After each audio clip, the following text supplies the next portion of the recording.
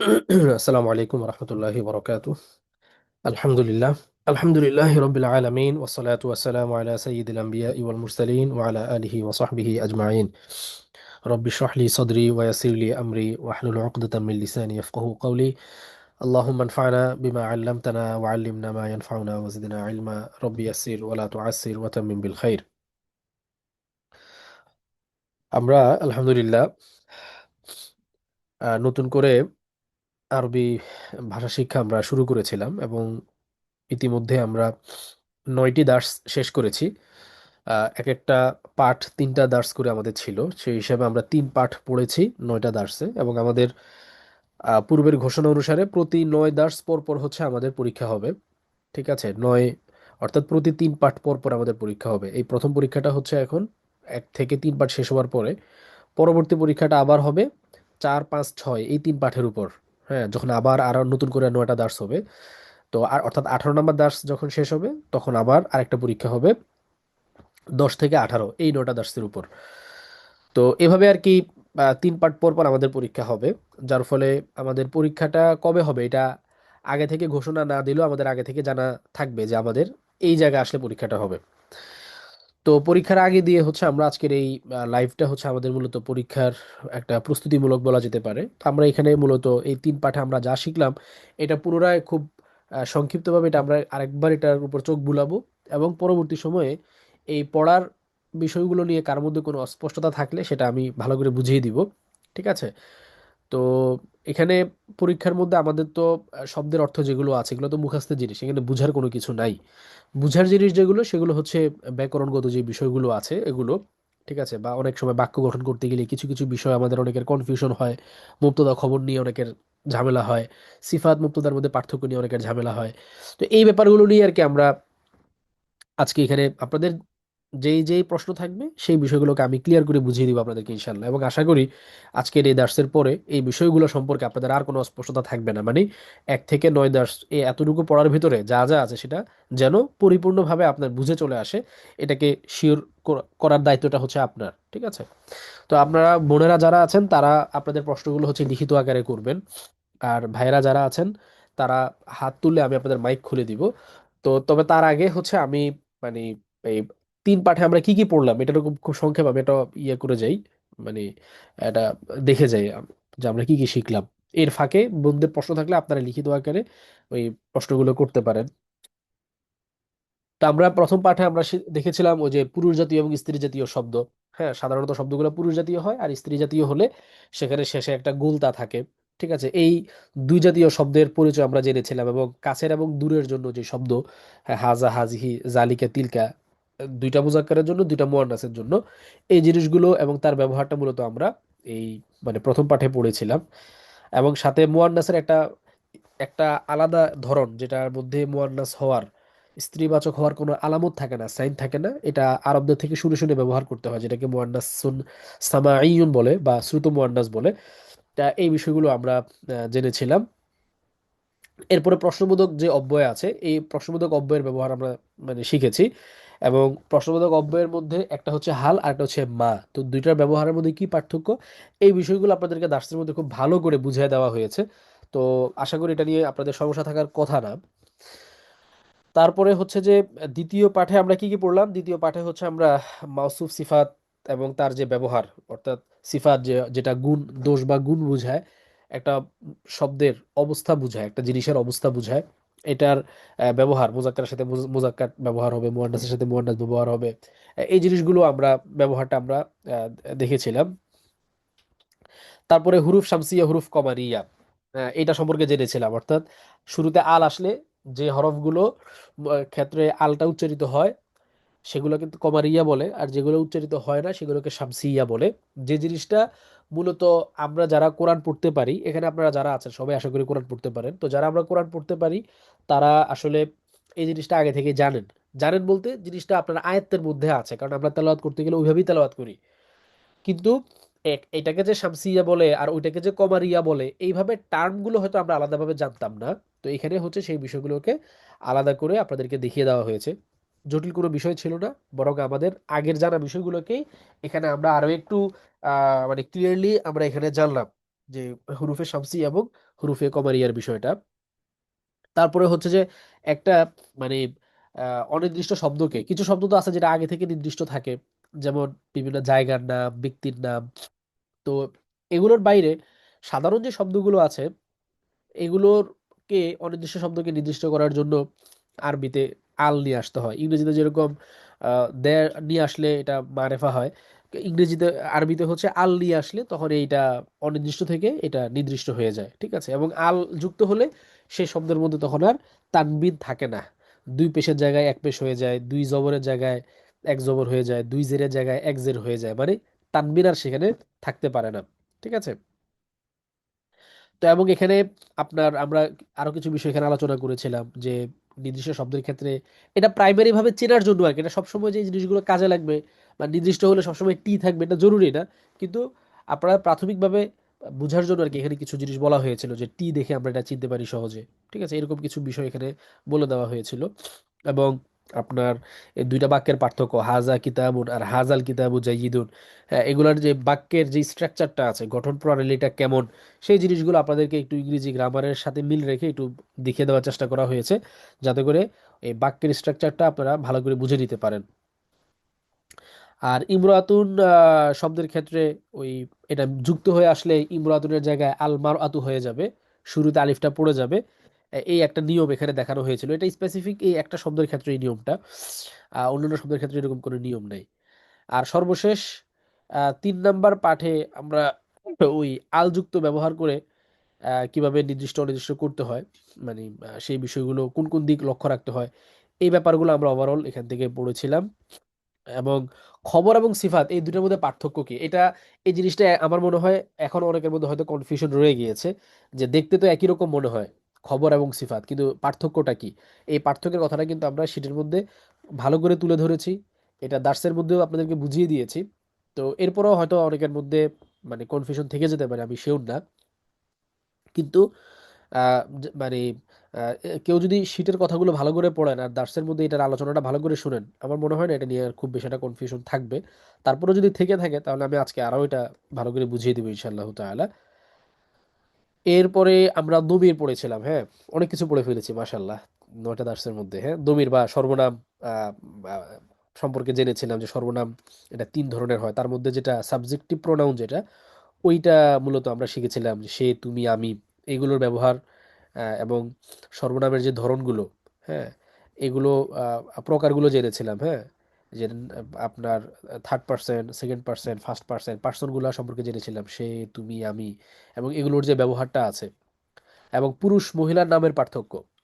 মহিলাদের নামের শেষে তানবিন থাকে না, আর পুরুষদের নামের শেষে তানবিন থাকে, এই যে বিষয়টা। এই, তো এই হচ্ছে মোটামুটি আর কি। ও আচ্ছা, আরো আরো আছে। হ্যাঁ, কাউকে কিভাবে আহ্বান করতে হয় বা ডাক দিতে হয়, সেটাও আমরা 3 নং পাঠে শিখেছি, যে কাউকে ডাক দিতে হলে ইয়া দিয়ে ডাক দিতে হয়, এবং সেখানে শেষে আর তানবিন থাকে না, তখন খলিদুন থেকে ইয়া খলিদু এরকম এক পেশ হয়ে যায়। আর যদি আল যুক্ত শব্দ থাকে, তাহলে পুরুষের জন্য আইয়ুহা দিয়ে, যেমন আইয়ুহাল ওয়ালাদু, হে ছেলে। আর মহিলা হলে আইয়াতুহা, আইয়াতুহাল বিন্তু, হে মেয়ে, এভাবে সম্বোধনটা করতে হয়। এবং যাকে সম্বোধন করা হয় তাকে মুনাদা বলা হয়, আর ওই হরফটাকে বলা হয় হারফুন নিদা। তো এই যে এই পুরা 3 পাঠের মধ্যে অনেক ব্যাকরণগত বেশ অনেকগুলো বিষয় কিন্তু আমরা পড়েছি আরবি গ্রামারের, এই সবগুলোকে বলা হয় নাহু। এগুলো সব হচ্ছে নাহুর পড়া। তো আমরা ভাষা শিখছি, পাশাপাশি হচ্ছে ভাষার সাথে ব্যাকরণ যেটা নাহু এবং সরফ, সেটাও কিন্তু আমরা শিখে নিচ্ছি, দুইটা আমাদের একসঙ্গে চলছে। ঠিক আছে। তো এখন এগুলো তো হচ্ছে যে মানে তাত্ত্বিক আলোচনা বা আমাদের যেই নিয়ম কানুনগুলোর আলোচনা, গ্রামাটিক্যাল আলোচনা ছিল, আর এই আলোচনাগুলোর অ্যাপ্লাইটা আমরা করেছি কিতাবের মধ্যে। কিতাবের মধ্যে সেখানে আমরা প্রচুর বাক্য পড়েছি, বিভিন্ন প্যারাগ্রাফ ছিল, সেখানে রিডিং পড়া ছিল, সেগুলোর ভেতর দিয়ে হচ্ছে মূলত আমরা এই যে জিনিসগুলো আমরা যা যা শিখলাম এখানে, তাত্ত্বিক কথাবার্তাগুলোকে আমরা প্র্যাকটিক্যালি ওখানে হচ্ছে আমরা অ্যাপ্লাই করেছিলাম। এবং তামরিনের ভেতর দিয়ে বিভিন্ন জিনিসের ভেতর দিয়ে হচ্ছে আমরা আমাদের এই জিনিসগুলোকে সেখানে আমরা অ্যাপ্লাই করেছিলাম। তো এবার হচ্ছে আমি আপনাদের প্রশ্ন উত্তর নিব, কারণ আমি মোটামুটি ভাবে আমরা কি কি শিখলাম, কি কি পড়লাম, এটার একটা ওভারভিউ আমি করে ফেললাম খুবই সংক্ষিপ্ত ভাবে। এবার হচ্ছে আমি আপনাদের থেকে প্রশ্ন নিব। তো ভাইদের মধ্যে কারো কোনো প্রশ্ন থাকলে আপনারা হাত তুলতে পারেন, আমি আপনাদের মাইকটা খুলে দিব। সাউন্ড কম, সাউন্ড তো কম হওয়ার কথা না আপনার। বা আপনি হয়তো সাউন্ড কম করে রেখেছেন, অন্যদের তো মনে হয় না সাউন্ডের কোনো সমস্যা হচ্ছে। ওস্তাদ, ঘরটি সুন্দর, সুন্দর ঘরটি, ওই ঘরটি সুন্দর, এই তিনটা বাক্যের আরবি করতে গিয়ে সমস্যা হয়।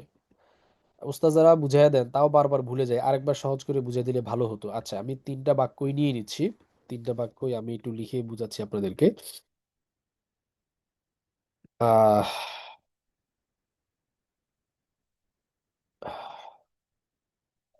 আপনাদের প্রশ্ন থাকলে আপনাকে একটু দ্রুত করার চেষ্টা করেন। আমি যথাসম্ভব একটু তাড়াতাড়ি আজকের লাইভটা শেষ করতে চাচ্ছি, কারণ আমি দুদিন ধরে অসুস্থ। কণ্ঠ থেকে তো বুঝতে পারছেন, জ্বর সর্দি। তো আপনাদের পরীক্ষার কারণে আর কি ইয়া করতে হয়েছে, আসতে হয়েছে। আচ্ছা, এখন দেখেন আমরা এই তিনটা বাক্যেরই হচ্ছে আমরা ইয়া দেখব, আরবি দেখব। দেখেন, ঘরটি সুন্দর। এখানে খেয়াল করেন, বাক্য আপনারা সবসময় একটা জিনিস মনে রাখবেন, বাক্য আর বাংলা থেকে আরবি তৈরি করার সময় বাক্যটাতে কি বলা হচ্ছে এইটা আগে খেয়াল করবেন। বাক্যের যে মর্ম আছে, কি বলা হচ্ছে, মিনিংটা কি, সেদিকে খেয়াল করার চেষ্টা করবেন। এখানে ঘরটি সুন্দর মানে একটা ঘরের ব্যাপারে একটা বিবৃতি দেওয়া হচ্ছে, ঠিক আছে, যে ঘরটা কেমন দেখতে। তাহলে এখানে ঘরটি মানে এটা একটা মারেফা, আল বাইতু সুন্দর, জামিলুন। তাই এখানে ঘরের ব্যাপারে একটা মানে সাধারণ একটা ঘরের ব্যাপারে সংবাদ দেওয়া হচ্ছে। ঘরটা কি সুন্দর, মানে ঘরটা কেমন, মানে ঘরটা কি ভালো ঘর না খারাপ ঘর, বড় ঘর না ছোট ঘর, এগুলো কোনো বিবরণ নয়, জাস্ট একটা সাধারণ একটা ঘরের ব্যাপারে একটা সংবাদ দেওয়া হলো যে ঘরটা সুন্দর, ঠিক আছে।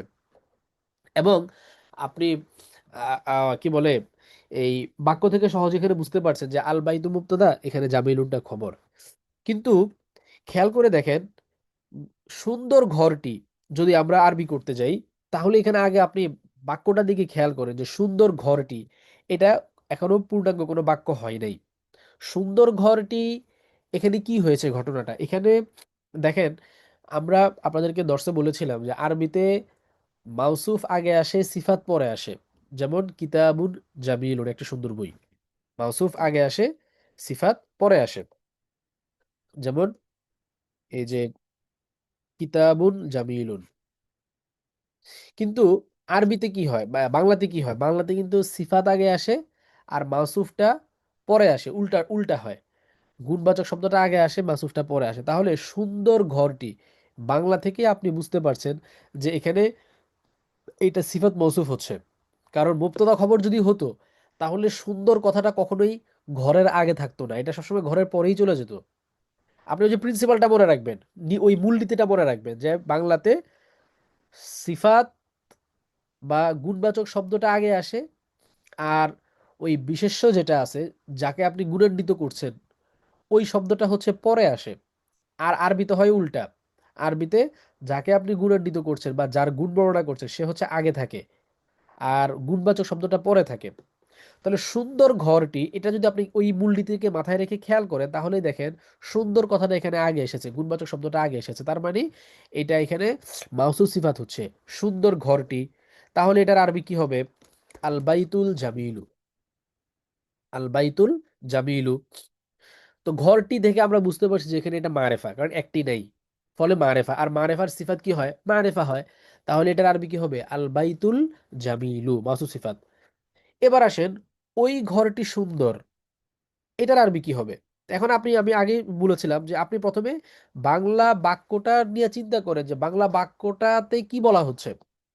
এখানে ওই ঘরটি সুন্দর বলে, ওই ঘর মানে দূরের একটা ঘরের ব্যাপারে আপনি একটা সংবাদ দিচ্ছেন। ওই ঘরটি, ওই ঘরটি কেমন, ওই ঘরটি সুন্দর, ওই ঘরের ব্যাপারে আপনি একটা সংবাদ দিচ্ছেন। ফলে ওই ঘরটি আরবি কি হবে, জালিকাল বাইত। বাক্য বানানোর সময় সবসময় ছোট ছোট অংশে ভাগ করে তারপরে বাক্য বানাবেন। ওই ঘরটির আরবি কি, জালিকাল বাইত, ওই ঘরটি। তারপরে সুন্দরের আরবি কি, জামিলুন। এখন কথা হলো, এখানে কিন্তু আপনার আমরা জামিলুনের মধ্যে কিন্তু আলটাল দিচ্ছি না, কেন দিচ্ছি না, কারণ এখানে জামিলুনটা তো তার সিফাত হয় নাই। তো জামিলুন তার সিফাত হয় নাই কিভাবে বুঝলাম, বুঝলাম এইভাবে যে এখানে সুন্দর কথাটা পরে এসেছে। সুন্দর কথাটা যদি আপনার ওই সিফাত হতো, তাহলে তো সে ঘরের পরে থাকতো না, তার অবস্থানটা ঘরের আগে চলে যেত। কারণ ওই যে মূলনীতিটা মাথায় রাখবেন, যে বাংলাতে অর্থ করতে গেলে গুণবাচক শব্দের উল্লেখটা আগে থাকে, আর ওই শব্দটা যার গুণ বর্ণনা করছে সে পরে থাকে। যেমন সুন্দর ঘরটি এখানে, ঠিক আছে। তো এখানে সুন্দর যেহেতু পরে এসেছে, ফলে আমরা বুঝতে পারছি যে এটা এখানে ঘরের সিফাত হয় নাই।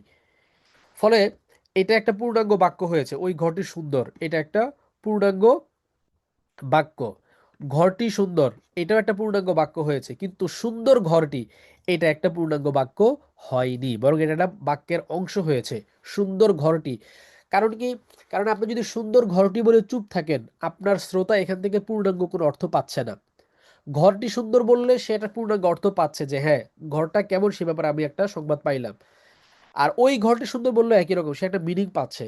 কিন্তু যদি সুন্দর ঘরটি বলে আপনি থেমে যান, কাউকে যদি আপনি গিয়ে তার সামনে যদি বলেন সুন্দর ঘরটি, তো সে কিন্তু বুঝবে না। সে আপনাকে জিজ্ঞাসা করবে সুন্দর ঘরের কি হয়েছে, কি সুন্দর ঘর পুড়ে গেছে, না সুন্দর ঘর তুমি কিনেছো, নাকি সুন্দর ঘরটি বন্ধ, মানে সুন্দর ঘরটার কি হয়েছে।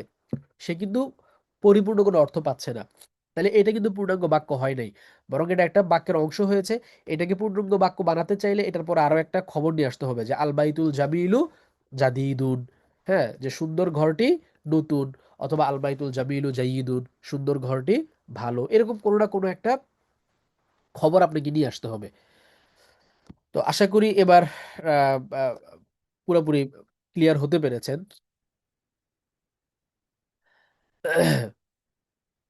আচ্ছা, ভাইদের কোনো প্রশ্ন থাকলে হাত তুলবেন, আমি খুলে দিব।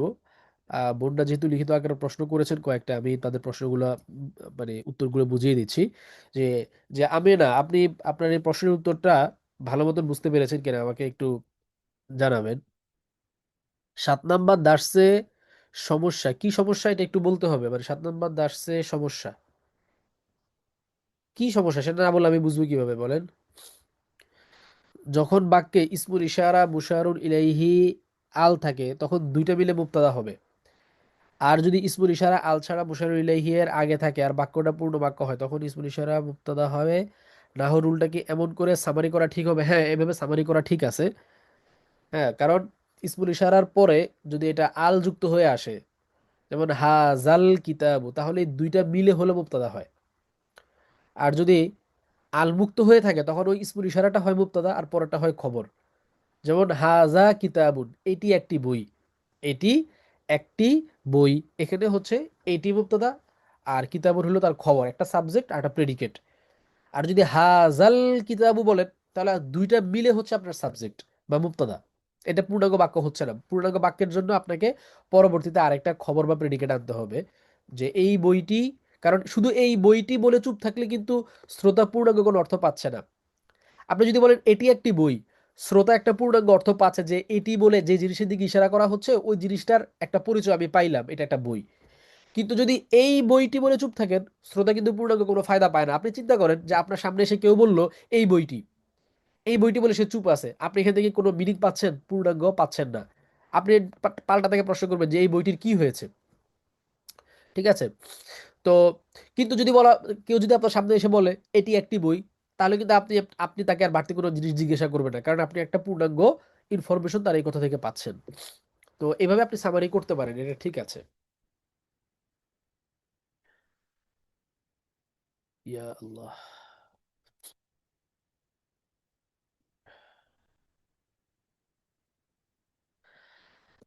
আচ্ছা, যখন প্রশ্নকারী জিজ্ঞাসা করে এভাবে হাল হাজা, হাল হাজা তো প্রশ্ন হয় না। হাল হাজা তো প্রশ্ন হয় না, কারণ আপনার মানে ওই যে জিনিসটাকে আপনি যে জিনিস সম্পর্কে প্রশ্ন করতে চাচ্ছেন ওইটার উল্লেখ যদি না থাকে, তখন তো এটাকে মাজা দিয়ে প্রশ্ন করা হয়। এই কারণে হাল হাজা প্রশ্নটাই ভুল, এখানে হবে মা হাজা। হ্যাঁ, উত্তর আসলে আসলো এভাবে, হাজিহি ফাকিহাতুন। আমার প্রশ্ন হচ্ছে যে প্রশ্ন করলো, এটা তো মনে হয় দার্সে আলোচনা করেছিলাম যে যদি আপনার, এটা দার্সে আমি যতটুকু মনে পড়ে এটা আমি দার্সে এটা ক্লিয়ার করে দিয়েছিলাম যে যদি আপনার আগে থেকে ওই বস্তুর বিষয় জানা থাকে, তাহলে তো আপনি এটাকে হাজা বা হাজিহি দিয়ে আপনি ব্যবহার করতে পারবেন যে ওই জিনিসটার নাম মুজাক্কার নাকি মুয়ান্নাস। কিন্তু যেখানে আপনি জানেনই না, জানেন না দেখেই তো আপনি জিজ্ঞাসা করতে চাচ্ছেন, তো সেখানে আপনি কি ব্যবহার করবেন? হাজা ব্যবহার করবেন না হাজি ব্যবহার করবেন? তো যেখানে আগে থেকে জানা থাকে না, সেখানে আপনি প্রশ্ন করলে মুজাক্কার দিয়ে প্রশ্ন করবেন, হাজা দিয়ে প্রশ্ন করবেন। কিন্তু আমরা আমাদের এই এখন পড়াতে গিয়ে, যেহেতু আপনারা প্রাথমিক ছাত্রছাত্রী এবং এই মুজাক্কার মুয়ান্নাসের পার্থক্যগুলো আপনাদের ভালো করে আয়ত্ত করতে হবে, সেজন্য আমরা মুজাক্কারের সাথে মুজাক্কার, মুয়ান্নাসের সাথে মুয়ান্নাস রেখে আমরা প্রশ্নগুলো সাজিয়েছি। এবং পড়ানোর সময় এভাবেই পড়ানো হয়, শেখানো হয় সব জায়গাতেই। ঠিক আছে, কিন্তু প্র্যাকটিক্যালি ব্যবহার যখন করবেন তখন আপনার যেটা আগে থেকে নাম জানা নাই, জানা থাকলে না আপনি বলতে পারবেন না যে আমি এটাকে মুজাক্কার ব্যবহার করবো নাকি মুয়ান্নাস, জানাই নেই জিনিসটার নাম, তো সেক্ষেত্রে আপনি তখন মুজাক্কারকে ব্যবহার করবেন। রেজওয়ানুল মজুমদার, ভাই আপনি প্রশ্নটা পুরো, না না, এটা তো, এই প্রশ্নটা তো করেছেন হচ্ছে আবু মোহাম্মদ রাসেল। আপনি আপনার প্রশ্নটা বুঝতে পেরেছেন কিনা? ভাইরা কিন্তু চাইলে, আমি বলেছিলাম যে আপনারা চাইলে লিখিত আকারে, আপনাদের যদি সমস্যা হয় আপনারা চাইলে মানে লিখিত আকারেও করতে পারেন, চাইলে আপনারা মানে মৌখিকভাবে মাইক খুলে প্রশ্ন করতে পারেন, আপনাদের জন্য সেই সুযোগ আছে, কিন্তু বোর্ডটা শুধু লিখিত আকারে করবেন। আবু মোহাম্মদ রাসেল ভাই, আপনি আপনার বিষয়টা বুঝতে পেরেছেন কিনা পুরোপুরি, একটু আমাকে নিশ্চিত করেন, হ্যাঁ। আচ্ছা, আব্দুর রহমান খান, ওই বড় ঘড়িটি সুন্দর, ওই বড় ঘড়িটি সুন্দর, এই উদাহরণটাও দিলে হয়তো প্রথম প্রশ্নকারী আরো বুঝতে পারবে। আচ্ছা, এখন প্রশ্নকারী বুঝতে পেরেছে কিনা এটা ওনাকে জিজ্ঞাসা করেছি, উনি যদি বুঝে তাহলে আর সে প্রশ্ন নিয়ে আমরা আর ইয়া করবো না, সময় খরচ করবো না আর কি। আচ্ছা, আমারও একই জায়গায় সমস্যা হচ্ছে, এটি একটি রাস্তা, রাস্তাটি প্রশস্ত, প্রশস্ত রাস্তাটি পরিচ্ছন্ন, এই বাক্যটি একটু বুঝিয়ে দিন। ঠিক আছে, আমি এটাও বুঝিয়ে দিচ্ছি।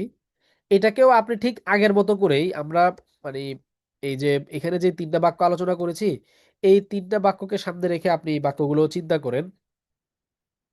এটি একটি রাস্তা, তো এটি একটি রাস্তা, স্বাভাবিক, এটি আরবি কি? হাজা। এটি আরবি হাজা, এটা, এটি একটি রাস্তা, এটির আরবি হচ্ছে কি? হাজা। তাহলে আরবিটা কি হবে? যে হাদা তরিকুন, এটি একটি রাস্তা, ওকে। এখন যদি বলেন এটা হুবহু তো আগেরটার মতোই হচ্ছে, হ্যাঁ, রাস্তাটি প্রশস্ত যদি বলেন, তাহলে দেখেন এখানেও কিন্তু একটা পূর্ণাঙ্গ বাক্য হচ্ছে, এটা রাস্তা অর্থের দিকে খেয়াল করবেন সবসময়। রাস্তাটি তার মানে কি? এখানে রাস্তাটা মারেফা, তাহলে আমাদেরকে রাস্তাটা মারেফা করতে হচ্ছে, ঠিক আছে, যে আত্তরিকু, আত্তরিকু প্রশস্ত, ওয়াসিউন, আত্তরিকু ওয়াসিউন, রাস্তাটি প্রশস্ত। তাইলে এখানে আপনি এখানেও আমরা একটা পূর্ণাঙ্গ বাক্য পাচ্ছি, রাস্তাটি প্রশস্ত। এবং দেখেন প্রশস্তকে আপনার খবর হচ্ছে, এখানে রাস্তার সিফাত হচ্ছে না। কিভাবে বুঝলাম? কারণ এখানে প্রশস্ত কথাটা পরে এসেছে, সিফাত হলে তো এটা রাস্তার আগে উল্লেখ থাকতো, রাস্তার পরে চলে যেত না সে। তো ফলে আমরা সহজেই বুঝতে পারছি এটা খবর হচ্ছে এখানে। ফলে বাক্যটা কি হবে? আত্তরিকু ওয়াসিউন। এখানে আপনি আত্তরিকুল ওয়াসিউ বলতে পারবেন না, কারণ তখন অর্থ হয়ে যাবে এটার প্রশস্ত রাস্তাটি। এখন দেখেন প্রশস্ত রাস্তাটি, খেয়াল করেন এখানে প্রশস্ত কথাটা কিন্তু রাস্তার আগে চলে গেছে বাংলাতে, তার মানে কি? বা আগে চলে গেছে মানে হচ্ছে যে এটা এখানে সিফাত হচ্ছে, প্রশস্ত রাস্তাটি। তাহলে দেখেন প্রশস্ত রাস্তাটি, প্রশস্ত যেহেতু আগে চলে গিয়েছে, তার মানে প্রশস্তটা সিফাত, তাহলে তার মৌসুফকে, মৌসুফটা হচ্ছে রাস্তাটি। তা মাসুফ এখানে মারেফা, কারণ টি দেখে বুঝতে পারছেন যে এখানে আপনার মাসুফটা মারেফা বা নির্দিষ্ট। মাসুফ যেহেতু মারেফা, আর আমরা জানি মাসুফ মারেফা হলে সিফাতটাও মারেফা হবে, কারণ সিফাত তার মাসুফকে অনুসরণ করে। তাহলে প্রশস্ত রাস্তাটি, এটার আরবি কি হবে? আত-তরিকুল ওয়াসিউ, আত-তরিকুল, আত-তরিকুল ওয়াসিউ। এরপরে পরিচ্ছন্নর আরবি কি? এই পরিচ্ছন্নটা হলো খবর, তাহলে আত-তরিকুল ওয়াসিউ নাজিফুন। তো আমি বারবারই বলছি যে আপনারা ওই মূলনীতিটাকে মাথায় রাখবেন, যে এই শব্দগুলা যখন আপনার পরে যদি থাকে, পরে থাকলে হয় কি? খবর। আর আগে আসলে হয় সিফাত। যেমন রাস্তাটি প্রশস্ত, এখানে পরে আছে, তার মানে এটা তো সিফাত হওয়ার সুযোগই নেই, বাংলা বাক্যের কথা বলতেছি। আর প্রশস্ত রাস্তাটি, প্রশস্ত যখন রাস্তার আগে চলে গেল, তখন এটা সিফাত, চোখ বন্ধ করে বলতে পারেন। কারণ মূলনীতি কি? মূলনীতি হচ্ছে আরবিতে মাউসুফ আগে আসে, সিফাত পরে আসে, কিন্তু বাংলায় উল্টা হয়, সিফাত বা গুণবাচক শব্দটা আগে থাকে আর মাউসুফটা পরে থাকে। এই নিয়মটা জাস্ট মাথায় রাখলেই এটা নিয়ে আপনাদের আর সমস্যা হবে না বলেই আমার মনে হয়। আচ্ছা, ঠিক আছে। আচ্ছা, একজন হাত তুলেছেন, মাহাদি হাসান শান্ত। জি, আমি আপনার মাইক খুলে দিয়েছি। আসসালামু আলাইকুম হুজুর। ওয়ালাইকুম আসসালাম ওয়া রাহমাতুল্লাহ। হুজুর, আমার প্রশ্নটা ছিল হচ্ছে গিয়ে, আমরা কোরআন পড়তে গেলে আপনার মাদ, ইজহার, ইকফা, কলকলা, এগুলো যেমন ওগুলা নিয়মগুলো ফলো করতাম, বুঝতে এখানে ওই পেরেছি, ও নিয়মগুলো তাজবিদ ফলো না। করা হয় না কেন? না, তাজবিদটা হচ্ছে কোরআনের সাথে খাস। ইকফা, ইদগাম, এখন আপনি যদি কথা বলতে গিয়ে যদি চার আলিফ টান দিয়ে যদি কথা বলতে হয়, তাহলে তো মুশকিল না? জি হুজুর। গুণনা করে কি কথা বলা যায় বলেন? না। মানে কাইফা আনতা, আপনি যদি এই মদ মদ দিয়া এক্সপ্রেশনই তো করতে পারবেন না। আপনার ওই চার আলিফ টান টান দিয়া যদি মানে যে যদি কথা বলতে হয় কোরআন তেলাওয়াতের মতন করে, তাইলে নর্মাল কথাবার্তা কিভাবে বলবেন বলেন? তো এই কারণে তাজবিদ জি যেটা, জি। তাজবিদের নিয়ম কানুনগুলো শুধু কোরআন তেলাওয়াতের জন্য, ওগুলোর সাথে ভাষার ইয়া নাই। ভাষার সম্পর্ক শুধুমাত্র তাজবিদের মাখরাজ যেটা আছে, জাস্ট মাখরাজের সাথে ভাষা সম্পর্ক। কারণ মাখরাজের মধ্যে তো প্রত্যেকটা হরফ উচ্চারণকে সঠিক জায়গা থেকে উচ্চারণ করতে হয়। তো এটা ভাষার যে মানে মানে প্রোনাউন্সের সাথে এটা সম্পর্ক আছে, শুদ্ধ উচ্চারণের সাথে।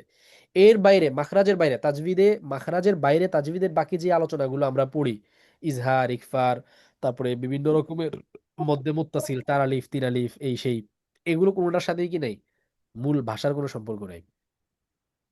খাড়া জবর খাড়া জবর এখানে যে এক হ্যাঁ, আলিফ শুধু টান খাড়া জবর আছে, ব্যবহার খাড়া করি আমরা। খাড়া মদের মধ্যে শুধু খাড়া জবরের সম্পর্কটা আছে। সেটাও হচ্ছে আপনার ওই ইয়ার জন্য আর কি, কি বলে, ওই শব্দের বানানটা যাতে ঠিকভাবে লেখা হয়, শুধু মধ্যে তবাই যেটা আর কি, এটাকে রক্ষা করা হয়।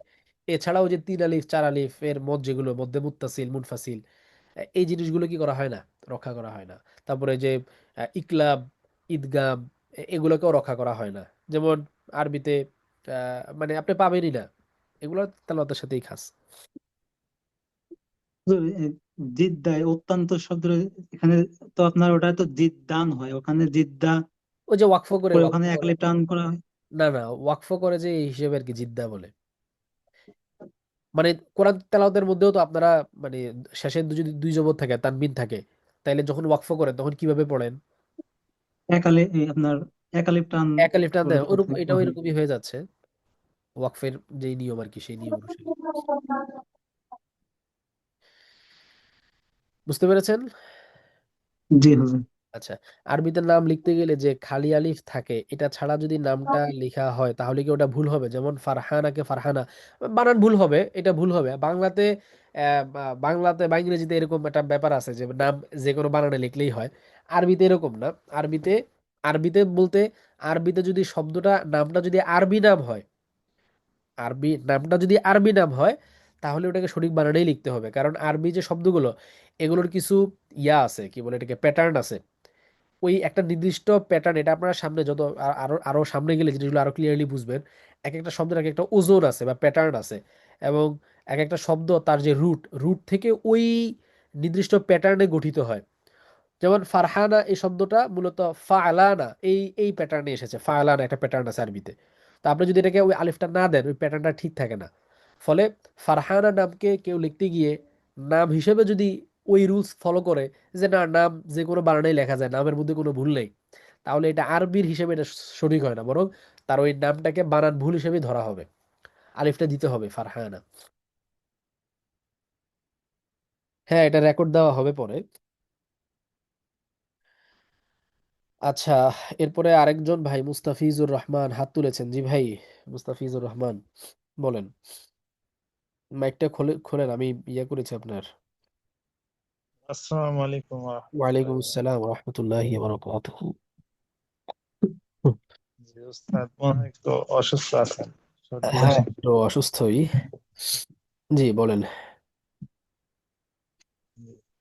আমার প্রশ্ন হচ্ছে যে আমরা এই যে শব্দার্থগুলো শিখছি, এটা প্রতি ক্লাসে 10টা করে, এরকম কি 10টা করে থাকবে, না এরপর আস্তে আস্তে বাড়বে? আর না না না, শব্দের আহ অর্থগুলা, শব্দের অর্থের পরিমাণটা আমরা এরকমই রাখছি। এটা খুব বেশি বাড়াই নাই, কারণ শব্দের অর্থ বেশি দিয়ে দিলে ওটা আপনাদের জন্য কষ্টকর হয়ে যায় সাধারণত। তো এটা এটার একটা জন্য। বিষয়। আর একটা হলো যে আমরা যে মানে আমাদের মেইন টার্গেট তো হচ্ছে কোরআন এবং হাদিসের অর্থ বোঝা। জি, এটা আমরা কোর্সের শেষ নাগাদ কি আল্লাহর রহমতে আমরা কি এটা আয়ত্ত করতে কতটুকু সমর্থ কোর্সের হব? শেষ নাগাদ কেন, আপনারা তো মানে এটা প্রথম ইয়েতে তো খুব মানে প্রথম সেমিস্টারে খুব বেশি একটা পাবেন না, খুব অল্প পাবেন, কারণ প্রথম সেমিস্টারে তো আসলে মানে একেবারেই বেসিক জিনিসগুলো মাত্র তো হাসিল হচ্ছে। দ্বিতীয় সেমিস্টার থেকে হচ্ছে মূলত যখন আপনারা ক্রিয়া পড়া শুরু করবেন, তখন হচ্ছে মানে প্রচুর পরিমাণে পাবেন। আপনি কি বই খুললেই তো দেখতে পাবেন যে মানে কোন সেমিস্টারের মধ্যে আয়াতের পরিমাণ কি ধরনের আসছে। এবং প্রত্যেকটা অধ্যায়ের শেষে কিন্তু ওই অধ্যায়ে যতগুলো আয়াত পড়ানো হয়েছে তার একটা সব একসঙ্গে দিয়ে দেওয়া হয়েছে। তো ওইটা দেখেও আপনি এটা আন্দাজ করতে পারেন যে আপনার এক একটা সেমিস্টারে কি পরিমাণ আয়াত আপনারা পড়বেন। এবং ব্যাপারটা কিন্তু এরকম না যে যে আয়াতগুলো উল্লেখ করে দেওয়া হয়েছে শুধু ওগুলাই বুঝবেন, এর বাইরে বুঝবেন না, এরকম না। কারণ ওইগুলো এবং ওগুলোর সিমিলার আরো অনেক আয়াত যেটা আমরা আনতে পারি না, মানে আমাদের মানে বই অনেক বড় হয়ে যাবে, স্থান সংকুলন হচ্ছে না, বা আমরা যেহেতু প্রত্যেকটা দার্সকে সমান মাপে রাখতে চাইছি, যে পরিমাণ যাতে খুব বেশি লম্বা না হয়ে যায়, এই জন্য অনেক আয়াত আমাদেরকে বাদ দিতে হয়েছে। তো তার মানে আপনারা এখানে যেগুলো উল্লেখ করা আছে সেগুলোর বাইরেও এরকম অনেকগুলো আয়াত আছে, অনেক আয়াত রয়ে গেছে যেগুলো আপনারাও বুঝবেন, আপনাদের পড়ার ভিতরেই আসবে এগুলো, কিন্তু সেগুলো আমরা এখানে আর উল্লেখ করি নাই। বুঝতে পেরেছেন? জি, বুঝতে পেরেছি। জি জি। আচ্ছা, এরপরে একজন জিজ্ঞাসা করেছেন কি ডেফিনিট মারিফা ইনডেফিনিট নাকিরা রুলসের সামারিটা কি ঠিক আছে? একটা ডেফিনিট নাউনের সিফাতকেও ডেফিনিট ফর্মে থাকতে হবে, যেমন আল কোরআন একটি নির্দিষ্ট কিতাব দেখে আমরা আল কিতাবু বলি, আর এর জন্য আমরা অ্যাডজেক্টিভ কারিমকে আল দিয়ে মারিফা করি। হ্যাঁ, ঠিক আছে, এটা এটা ঠিক আছে। আপনারা যদি এই ধরনের আপনি এই যে যে এটা লিখছেন, মানে আপনি যদি এই ধরনের সামারি যদি সামনে যদি করেন, এগুলো একটা নোট রাখেন, পরবর্তীতে সেই নোটটা আমাকেও দিয়েন, এটাকে আমি সাজায়া অন্যদেরকেও দিয়ে দিব, যাতে করে অন্যরাও এটা থেকে উপকৃত হতে পারে। নোটগুলো আপনি আপনার কাছে সংরক্ষণ করেন। আচ্ছা, আপনাদের যদি প্রশ্ন না থাকে আজকে, তো তার মানে হচ্ছে যে বেশ অল্প সময়ে আলাপ শেষ হয়ে যাচ্ছে। সেই ক্ষেত্রে হচ্ছে আমি একটু আপনাদেরকে আজকে অল্প সময়ের জন্য একটু মৌখিক তামরিন করাইতাম, মানে আমি একটা জিনিস রেডি করতেছিলাম আপনাদের জন্য, তা কাজ শেষ হয় নাই। তো যেহেতু আপনারা আজকে লাইভে আছেন, সেই হিসেবে আর কি, মানে একটু মৌখিকভাবে আপনাদেরকে তামরিন করাই দিতাম। সেক্ষেত্রে হচ্ছে যে আমি আর কি এক একটা ছবি দিয়ে প্রশ্ন বানাইতেছি। এখন এটা হচ্ছে যে প্রশ্নগুলো আমি আরবিতে জিজ্ঞাসা করব, আপনারা সবাই মৌখিকভাবে আর কি এটার উত্তর দিবেন। মাইকটা আমি খুলে দেই। বোনরা মাইক খোলা দরকার নেই, বোনরা আপনারা ওই পাশ থেকে বইলেন, যদি সেটা আমি শুনতে পাবো না, তারপর আপনারা প্র্যাকটিস হিসেবে এটা বইলেন। তাহলে কি হবে, আপনাদের মুখের যে জড়তাটা, ওই জড়তাটা আপনাদের কমে যাবে। বুঝতে পারছেন? তো আমি ভাইদের সবারই মাইক খুলে দিচ্ছি সেটিংস থেকে। উম,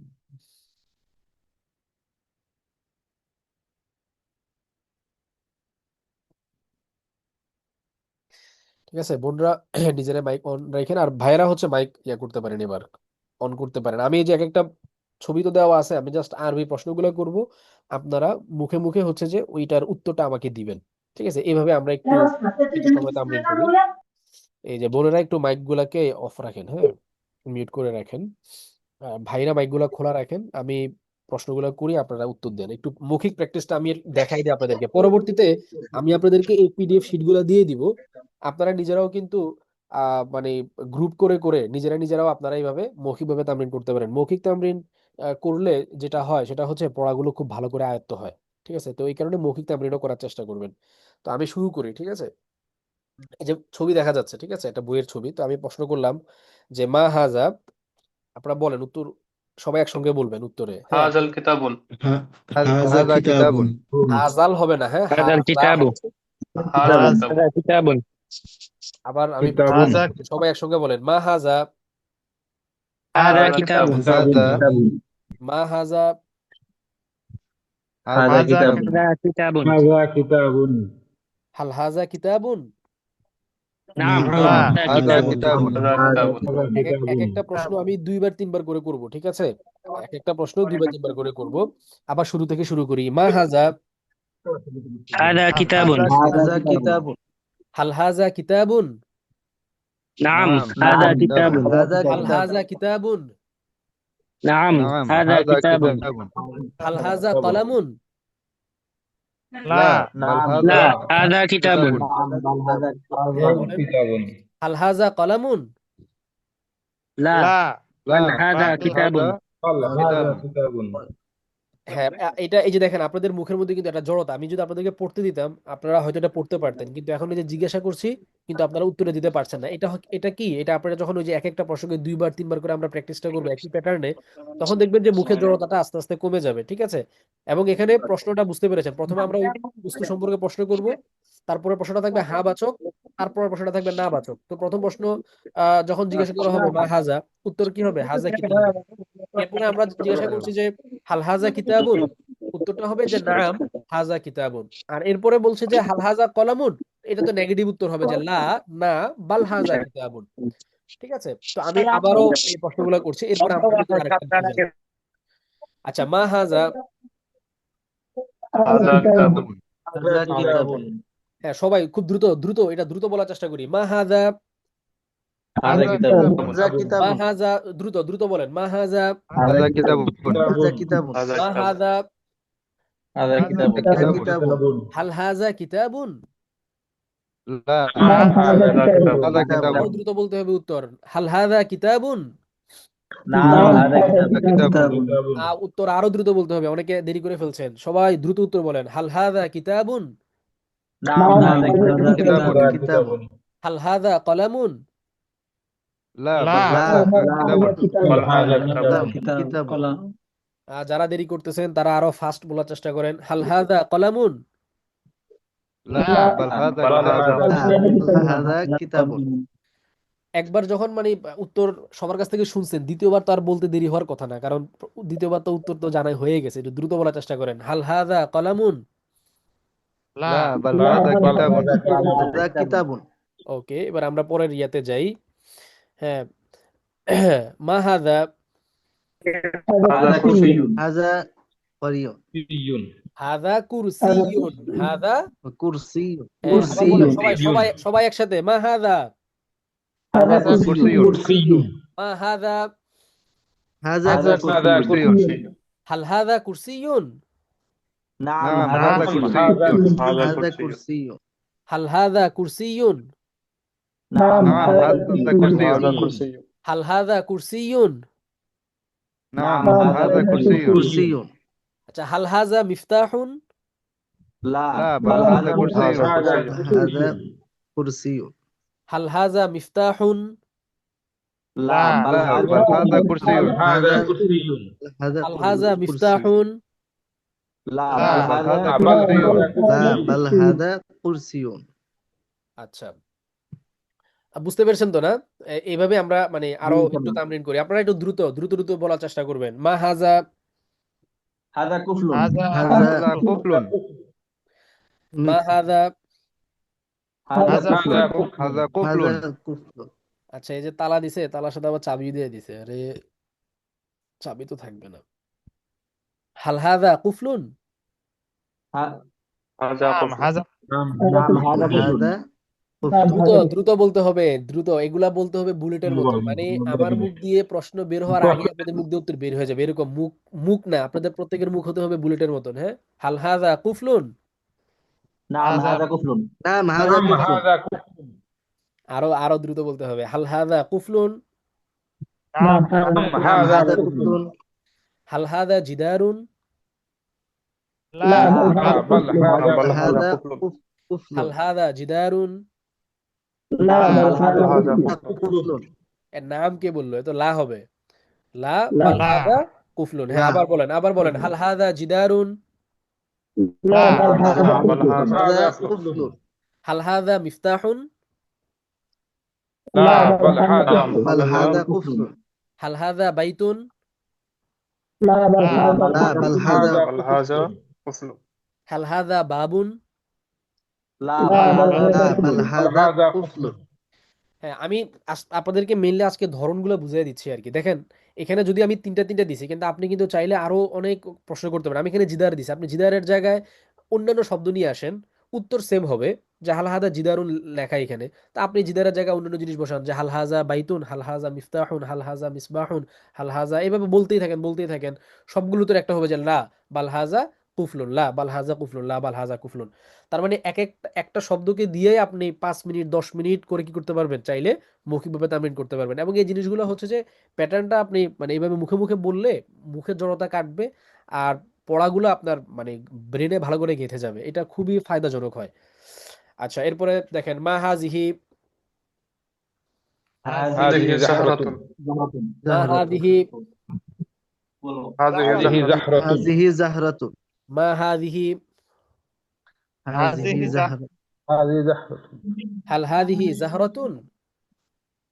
نعم نعم هذه زهرة হাল হাজিহি জাহরাতুন। هذه زهرة نعم هذه আরে زهرة দ্রুত বলতে হবে, আপনারা এখনো মুখের ইয়া আসতেছে না, এখন একবার বলে দেওয়ার পরে এত দেরি হওয়ার কথা না। হ্যাঁ, আরো দ্রুত বলেন। হাল হাদিহি জাহরাতুন, نعم هذا نعم وقت. هذه هذه زهرة. زهرة. হাল হাদিহি সাআতুন, لا بل لا لا هذه بل ساعة. لا هذا بل هذه هي زهرة. زهرة. হাল হাদিহি সাআতুন, لا لا بل لا بل بل هذه هذه هذه زهرة. زهرة. হাল হাদিহি মাদ্রাসাতুন, لا بل لا لا هذه بل بل هذه هذه زهرة. زهرة. زهرة. হাল হাযিহি ফাকিহাতুন। لا بل هذه لا لا بل بل زهرة. هذه هذه زهرة. زهرة. ওকে, زهرة. আচ্ছা এরপরে মা হাযিহি, هذه فاكهة. هذه هذه فاكهة. মা হাযিহি, هذه هذه فاكهة. فاكهة. মা হাযিহি, هذه فاكهة. هذه هذه فاكهة. হাল হাযিহি فاكهة. ফাকিহাতুন, نعم هذه نعم فاكهة. هذه فاكهة. হাল হাযিহি هذه ফাকিহাতুন। فاكهة. هذه فاكهة. আমি আবার প্রশ্ন করছি, হাল হাযিহি ফাকিহাতুন, نعم نعم هذه نعم فاكهة. هذه هذه فاكهة. فاكهة. ফাকিরাতুন না রে, ফাকিহাতুন। হাল হাযিহি ফাকিহাতুন। نعم نعم هذه هذه فاكهة. فاكهة. আচ্ছা, হাল হাযিহি সামাউন, لا لا بل بل هذه هذه فاكهة. فاكهة. হাল হাযিহি জাহরাতুন, لا بل هذه لا بل فاكهة. لا هذه بل فاكهة. هذه فاكهة. হাল হাযিহি হাল হাযিহি সাইয়ারাতুন, لا لا بل بل هذه لا لا بل بل فاكهة. هذه هذه فاكهة. فاكهة. হাল হাযিহি নাযারাতুন। لا بل لا هذه بل فاكهة. هذه بل فاكهة. هذه فاكهة. এটা অনেকে বলতেছেন না, দেখেন মুখে মুখে বলতে হবে, যত বেশি আপনি বলবেন মুখের জড়তা কমবে। আর সবচেয়ে বড় কথা হচ্ছে আপনার পড়াগুলো তখন আপনার কাছে তখন আপনি যখন কিতাবের ওই রিডিং গুলো যখন আপনি পড়তে যাবেন বাক্যগুলা, তখন দেখবেন যে আপনার কাছে কোনো ব্যাপারই মনে হবে না। এটা মুখের জড়তা যদি আপনি দূর করতে পারেন। এবং এখানে তো আমি ছবি দেখে দেখে বলছি, আমি ব্যক্তিগতভাবে ইয়ে করতাম, মানে যখন আমরা এই মানে আরবি একবারে শুরুতে আপনাদের মতন হাজা হাজিহি পড়া শুরু করি, আমি ব্যক্তিগতভাবে যেটা করতাম সেটা হচ্ছে আমি হাঁটতে চলতে আমার পরিচিত শব্দ যেগুলো আমার সামনে পড়তেছে ওগুলার দিকে ইশারা করে করে আমার স্পষ্ট এখনো মনে আছে। আমি যখন ওই ক্লাসরুম থেকে বের হয়ে নামাজের জন্য যেতাম, সিঁড়ি দিয়ে নামতে নামতে ধরেন আমার সামনে জানালা পড়েছে, তো আমি জানালা দিকে ইশারা করে বলতাম যে হাদিহি নাফিজাতুন। জানালা আরবি নাফিজাতুন। হাদিহি নাফিজাতুন, হাদিহি নাফিজাতুন মাফতুহাতুন, এটি একটি খোলা জানালা। হাজিহি নাফিহাতুন মুগলাকাতুন, এটি একটি বন্ধ জানালা। এভাবে সামনে যেটাই পড়তো, ধরেন সাইয়ারাতুন মানে গাড়ি, তো রাস্তা দিয়ে হাঁটার সময় যখন সামনে গাড়ি পড়তো, তো আমি রাস্তা দিয়ে হাঁটছি ঠিক, কিন্তু আমার ওই যে মুখ চলছে, আমি গাড়ির দিকে ইশারা করে করে বলছি যে হাদিহি সাইয়ারাতুন, হাদিহি সাইয়ারাতুন জামিলাতুন, হাদিহি সাইয়ারাতুন কাবীরাতুন, হাদিহি সাইয়ারাতুন সগীরাতুন, হাদিহি সাইয়ারাতুন ওয়াসিআতুন। যত সিফাত আছে সবগুলা ওই একই বাঁকার সঙ্গে ফিট করে দিতাম। এতে কি হচ্ছে, মুখের জড়তাটা চলে যেত, শব্দের অর্থগুলো ভালো করে জেহেনে বসে যেত। আর হচ্ছে যে আপনার মানে আরবিটা তখন অনেক সহজ হয়ে যেত। তো এটা আমি আপনাদেরকে নমুনা হিসেবে এখানে দেখাচ্ছি। আপনারা প্র্যাকটিস তো আমরা হয়তো কতক্ষণ করাবো আপনাদেরকে, হয়তো 15 মিনিট, না হয় আধা ঘন্টায়, না হয় 1 ঘন্টায়। কিন্তু আপনি যদি এই জিনিসটাকে আপনাদের যে দৈনন্দিন, কারণ এটার জন্য তো কিন্তু আপনার আলাদা করে সময় দিতে হচ্ছে না, আপনি জাস্ট আপনার দৈনন্দিন যে কাজকর্ম করতেছেন এর ভেতর দিয়েই আপনি বাসায় বসে আছেন, তখন আপনি আপনার সামনে রুমের সামনে যে দরজা, আপনি দরজার দিকে ইশারাই করে বলেন যে হাজা বাবুন। এরপরে দরজাটা কি বন্ধ না খোলা, আপনারা তো এখনো শব্দ কম পড়ছেন, সামনে শব্দের ভান্ডার আপনাদের আরো বাড়বে। তখন বলবেন হাজা বাবুন জামিলুন, হাজা বাবুন সগীরুন, হাজা বাবুন কাবীরুন, হাজা বাবুন মাফতুহুন মুগলাকুন, যত সিফাত আছে সব বলবেন। এরপরে হচ্ছে যে শুধু হাজা দিয়ে না, পরে আল দিয়ে, আল ছাড়া নানান ভাবে, এবং মাউসুফ সিফাতকে মায়রাফা করে, যেমন হাজা বাবুন এটি একটি দরজা, হাজাল বাবু জামিলুন এই দরজাটি সুন্দর, হাজাল বাবুল জামিলু মাফতুহুন এই সুন্দর দরজাটি খোলা। এভাবে ওই একটা জিনিসকে টার্গেট করে আপনি যতভাবে ঘুরায়া পেঁচায়া নানান প্যাটার্নে বাক্য তৈরি করতে পারেন, এটা দেখবেন আপনাকে আর বিষয়টাকে অনেক সহজ করে দিবে। এভাবে মুখে মুখে আপনারা মানে এক তো হচ্ছে যে আমরা আপনাদেরকে কিছু কিছু তামরিন তো করাবো, তো আমাদের করানোটা আপনাদেরকে দক্ষ করে তোলার জন্য না, আমাদের করানোটা মেইনলি আপনাদেরকে পথ দেখিয়ে দেওয়ার জন্য যে আপনারা এভাবে এভাবে করবেন। পরবর্তী সময়ে আপনারা নিজেরা নিজেরা হচ্ছে যে প্রচুর প্র্যাকটিস করবেন, এবং এটার জন্য আমি বলি যে এটার জন্য তো আলাদা সময় দেওয়ার কোনো দরকারই নেই। মসজিদে যাচ্ছেন তো হাঁটতে হাঁটতে আপনি মসজিদ নিয়েই 5টা বাক্য বলতে থাকেন, মসজিদকে ইশারা করে যে হাদা মাসজিদুন কাবীরুন, হাদা মাসজিদুন নাজিফুন, হাদা মাসজিদুন জাইয়িদুন। এভাবে আপনি আহ, মানে হাঁটতে হাঁটতে মসজিদে যেতে যেতে দেখবেন যে আপনি 20টা বাক্য মুখে মুখে বলে দিতে পারছেন। তো এইভাবে আপনার সামনে যেটাই আসবে সেটাকে আপনি এভাবে বলতে থাকেন, তাহলে দেখবেন যে মুখের জড়তা কাটবে এবং ভাষাটা আরো সহজ হবে। তো এই শীটটা আমি আপনাদেরকে দিয়ে দিব, এটার কাজ এখনো পুরোপুরি শেষ হয় নাই। তখন আপনারা চাইলে শীটটাকে আপনাদের সামনে রেখেও করতে পারেন, আর এই সেম সিস্টেমে হচ্ছে আপনারা নিয়মিত কি করেন এইভাবে আপনারা প্র্যাকটিস করেন এবং এটা দুইভাবে হতে পারে। একটা হচ্ছে যে আপনারা মানে সাথী এক একজন সাথী নির্ধারণ করে নিতে পারেন বা দুই তিনজন মিলে ছোট ছোট গ্রুপ হয়ে করতে পারেন। হ্যাঁ, গ্রুপ হয়ে এরকম একজন প্রশ্ন করলেন, বাকিরা উত্তর দিলেন। ঠিক আছে, তো যে প্রশ্ন করবেন তারও ফায়দা, যারা উত্তর দিবেন তাদেরও ফায়দা। আবার চাইলে একজন একজন নির্দিষ্ট সাথী বানিয়ে নিতে পারেন যে আমি আর তুমি আমরা দুজন মিলে প্র্যাকটিসটা করব, মৌখিক প্র্যাকটিসটা এভাবেও করতে পারেন। আর যৌথভাবে করার বাইরে নিজে নিজে এককভাবেও আপনি হাঁটতে চলতে বিভিন্ন সময় আপনি এভাবে প্র্যাকটিস করতে পারেন। এইভাবে যত বেশি করবেন ভাষাটা আপনার তত বেশি আয়ত্তের মধ্যে চলে আসবে ইনশাআল্লাহ। তো আমি আজকে আর বেশি সময় নিব না, কারণ অলরেডি মানে আমার ওই গলা ব্যথা শুরু হয়ে যাচ্ছে, ঠান্ডা সর্দি জ্বরে আমি আক্রান্ত। তো আমি জাস্ট আজকে হচ্ছে আপনাদেরকে নমুনাটা দেখিয়ে দিলাম, আমি নিজেও আপনাদেরকে মাঝে মাঝে এই প্র্যাকটিস গুলো করাবো ইনশাআল্লাহ। আচ্ছা, আচ্ছা কোনটি উচ্চারণ ওয়াও হামজা উচ্চারণ হবে? মুআদ্দাবুন, এটা হামজা উচ্চারণ হবে। হ্যাঁ, মুআদ্দাবুন এটা মূলত হামজা।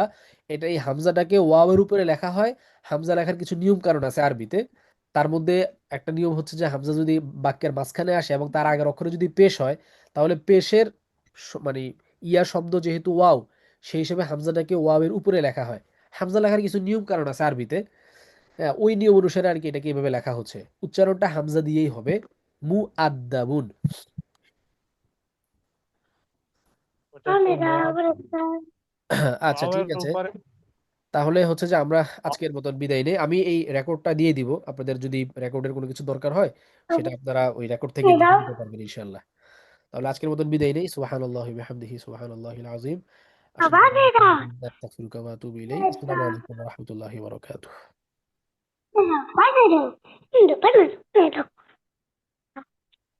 রকেট। Rocket.